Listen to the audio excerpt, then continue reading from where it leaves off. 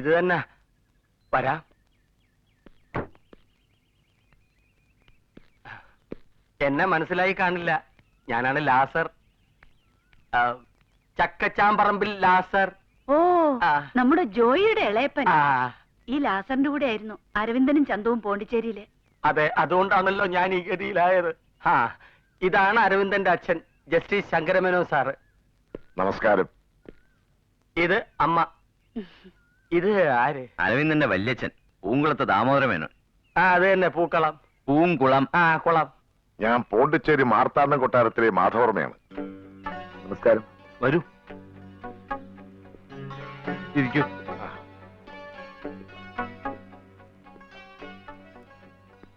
ചോദിക്കുന്നതുകൊണ്ടൊന്നും വിചാരിക്കരുത്. അവിടെ വന്ന് കുട്ടികൾ കുഴപ്പമെന്തെങ്കിലും ഉണ്ടാക്കി. ചില്ലറ കുഴപ്പമല്ല, മൊത്തം കുഴപ്പമാക്കിയിട്ടാ പോന്നിരിക്കുന്നത്. ലൈംഗിക അപവാദം. വൃത്തികളെ വിളിച്ചു പോകാണ്ട് കാറിൽ സാധനങ്ങളൊക്കെ എടുത്തോളൂ. വാ സുന്ദരേശ, താൻ കുളിച്ചല്ലേ. ഇന്ന് മോങ്ങാതെ വാ. എന്താ അവരവിടെ കുഴപ്പമുണ്ടാക്കിയത്? അതെങ്ങനെയാ പറയേണ്ടതെന്ന് എനിക്ക് അറിഞ്ഞുകൂടാ. ഞങ്ങളുടെ കൊട്ടാരത്തിലെ എല്ലാ സ്വത്തുക്കളുടെയും കൂടിയുള്ള ഒരേ ഒരു അവകാശി ഞങ്ങളുടെ പത്മിനിക്കുട്ടിയാ. അവളുടെ വിവാഹ നിശ്ചയമായിരുന്നു കൊട്ടാരത്തില്. അന്ന് രാത്രി പപ്പിക്കുട്ടിയുടെ കിടപ്പുമുറിയിൽ അരവിന്ദൻ കയറി എന്തോ കുസൃതി ഒപ്പിച്ചു. അതോടെ അവളുടെ കല്യാണം മുടങ്ങി. കൊട്ടാരത്തിലുണ്ടായി കളങ്കവും മാനക്കേടും ഇല്ലാണ്ടാക്കാൻ വേണ്ടി പപ്പിക്കുട്ടി തന്നെ ഇപ്പോൾ തീരുമാനം എടുത്തിരിക്കുക. വിവാഹം കഴിക്കുകയാണെങ്കിൽ അത് അരവിന്ദനെ തന്നെ ആയിരിക്കുമെന്ന്.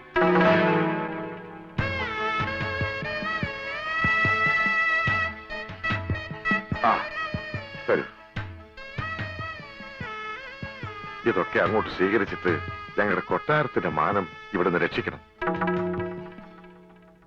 സ്വന്തമായി പീരങ്കിയും പട്ടാളമുള്ള ഫ്രഞ്ചുകാർക്ക് പോണ്ടിച്ചേരി പിടിച്ചു നിൽക്കാൻ പറ്റില്ല, പിന്നല്ലേ നമുക്ക്. അപ്പൊ വെറുതെ അല്ല പോണ്ടിച്ചേരിയിൽ നിന്ന് രായ്ക്ക് രാമായണം ഒളിച്ചോടി പോന്നത്. വീരശൂര പരാക്രമികളെ തേടി അവിടുന്ന് ഇതാ ആള് വന്നിരിക്കുന്നു. എവിടുന്ന്? ആര് വന്നിരിക്കുന്നു? പോണ്ടിച്ചേരിന്ന് കുറെ തമ്പുരാക്കന്മാര്. ഏതായാലും ഇത്തവണ എന്റെ ഏട്ടൻ കാമുകം കുടുങ്ങിയത് തന്നെ. ഇയാളല്ലാതെ മറ്റാരും വിവാഹം ചെയ്യില്ലാന്ന് ഉഗ്രശബ്ദം എടുത്തിരിക്കുക ആ തമ്പുരാട്ടി പെണ്ണ്.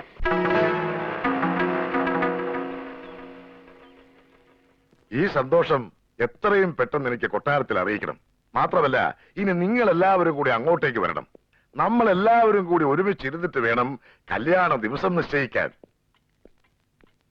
ആരുടെ കല്യാണം? അച്ഛനും അമ്മയും വല്യച്ഛനും വല്യമ്മയൊക്കെ ക്ഷമിക്കണം, നമുക്ക് ഈ കല്യാണം വേണ്ട. അതിന് നിന്റെ അല്ല, അരവിന്ദന്റെ കല്യാണക്കാര്യമാണ് ഞങ്ങൾ സംസാരിക്കുന്നത്. അവൻ ഇഷ്ടമുള്ള ഒരു പെണ്ണിനെ വേണ്ടെന്ന് പറഞ്ഞ ഇവൻ ആരാ? അവൻ ഇഷ്ടമുണ്ടെന്ന് തീരുമാനിക്കാൻ ഇളയപ്പനാരാ? ഇഷ്ടമില്ലാഞ്ഞിട്ടാണോ രാത്രിയിൽ അവളുടെ ബെഡ്റൂമിൽ അവൻ കയറിയത്? സെക്കൻഡ് ഷോ കാണാനാ? അത് അവളുടെ ഒരു ചതി. ഇതിപ്പോ കല്യാണം ആലോചിച്ചുകൊണ്ട് വന്നിരിക്കുന്ന വേറൊരു ചതി. ഇളയപ്പൻ ഇതിന് കൂട്ടു നിൽക്കരുത്. ചതിയോ? ഇപ്പോഴും പപ്പിക്കുട്ടി സമ്മതിച്ചിട്ടില്ലെങ്കിലേ അവന് തപസ്സിരുന്ന കിട്ടും അവളെ. നീ അവളെന്നല്ല, നിങ്ങൾ എല്ലാവരും കൂടെ തപസ്സിരുന്നാലും കിട്ടാൻ പോണില്ല ഞങ്ങളുടെ അരവിന്ദനെ. 2 തലമുറയ്ക്ക് മുമ്പ് വരെ നാട് ഭരിച്ചിരുന്ന തമ്പുരാക്കന്മാരാ ഞങ്ങള്. ആ പെരുമയും മഹിമയും പാരമ്പര്യവും ഒന്നും നിങ്ങൾ കണക്കാക്കണ്ട.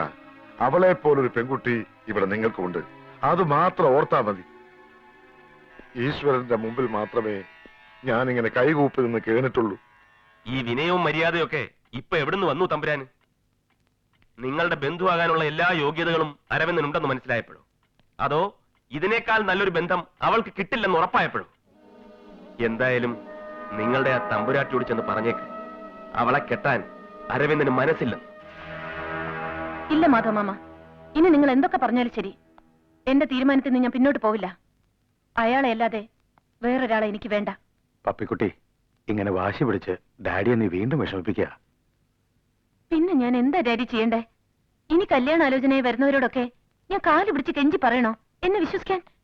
എന്നിട്ട് ആയുഷ്കാലം മുഴുവനും ഈ സംശയത്തിന്റെ നിഴലിൽ അടിമയെ ഞാൻ ജീവിക്കണോ? അതിലും ഭേദമല്ലേ ഇത്?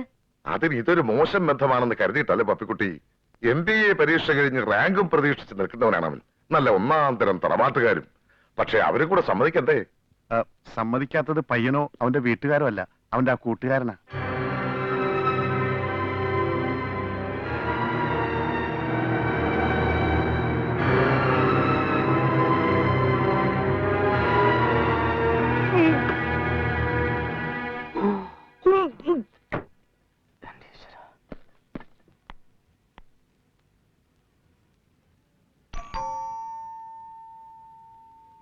ആരാ അത്? ആരാ സാവിത്രി? ആരാ? ഞാനാണ്, മാർത്താണ്ഡം കൊട്ടാരത്തിലെ ആ പത്മിനിക്കുട്ടി. വരൂ, അകത്തേക്ക് വരൂ. ചന്തു, ചന്തു, ജോയി, ദേ അവളെന്റെ വീട്ടിലേക്ക് വന്നിരിക്കുന്നു. ആ പോണ്ടിച്ചേരി പത്മിനി. അയ്യോ, തനിച്ചാണോ അതോ കൂടെ ആരെങ്കിലും ഉണ്ടോ? തനിച്ച. തനിച്ചാണെങ്കിൽ അവള് പെട്ടിയും സാധനങ്ങളൊക്കെ ആയിട്ടായിരിക്കും വന്നിരിക്കുന്നത്. എന്തിന്? കൂടെ കയറി താമസിക്കാൻ. ആഹാ, എന്നാ ഞാൻ പോയിന്ന് കണ്ടിട്ട് വരാം. വേണ്ട, നീ പോയി നീ അവളായിട്ട് വഴക്കുണ്ടാക്കണ്ട. ജോയി, നീ ചെല്ലേ. അവളുടെ ഉദ്ദേശം എന്താണെന്നും അവൾ എന്താ പറയുന്നതെന്നും ചെന്ന് അറിഞ്ഞിട്ട് വച്ചല്ലേ. അതറിയാൻ വേണ്ടി ഞാൻ അവിടം വരെ പോകേണ്ട ആവശ്യമില്ല. അത് ഇവിടെ നിന്നുകൊണ്ട് തന്നെ എനിക്ക് പറയാൻ പറ്റും. നിന്റെ ഭാവന ഒന്നും ആവശ്യമില്ല, നേരെ അങ്ങോട്ട് ചെന്നാ മതി.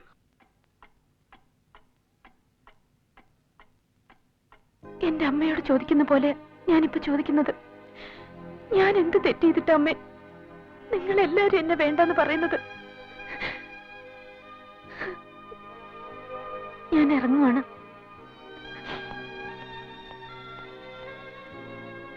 അരവിന്ദനോട് ഞാൻ വന്നിരുന്നു എന്ന് പറയണം.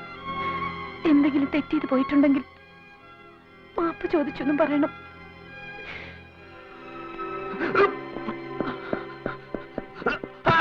അയ്യോ,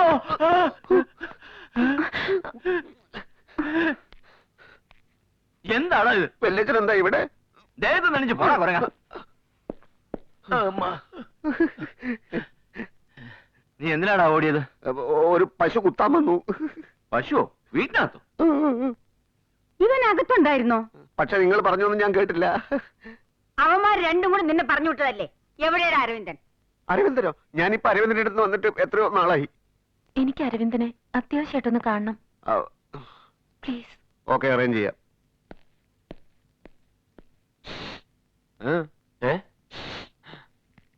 എന്താടാ?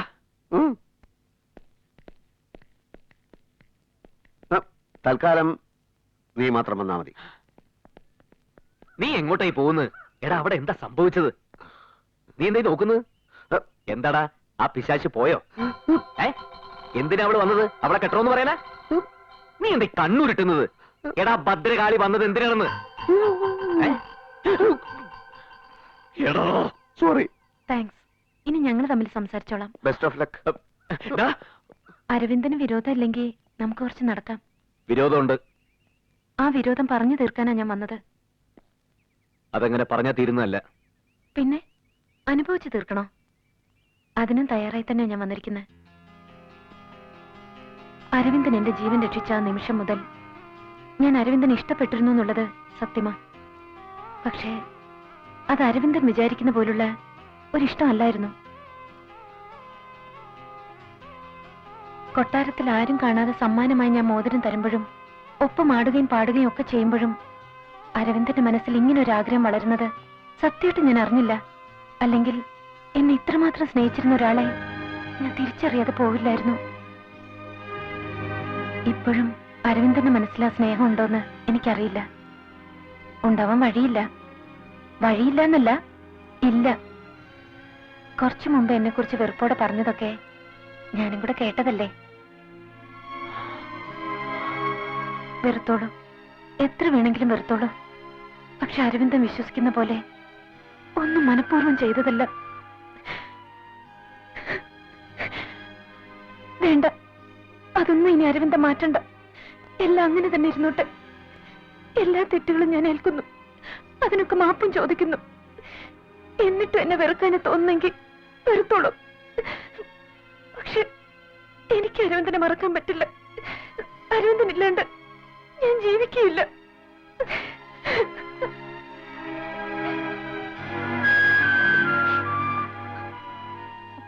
ഈ കള്ളക്കണ്ണീരും അഭിനയവും കാണിച്ച് എല്ലാം നേടിയിട്ടാണ് നീ പോകുന്നതെന്ന് കരുതണ്ട. ഞാൻ ജീവിച്ചിരിക്കുന്നിടത്തോളം കാലം നിന്റെ കഴുത്തിൽ അരവിന്ദൻ താലി കെട്ടില്ല.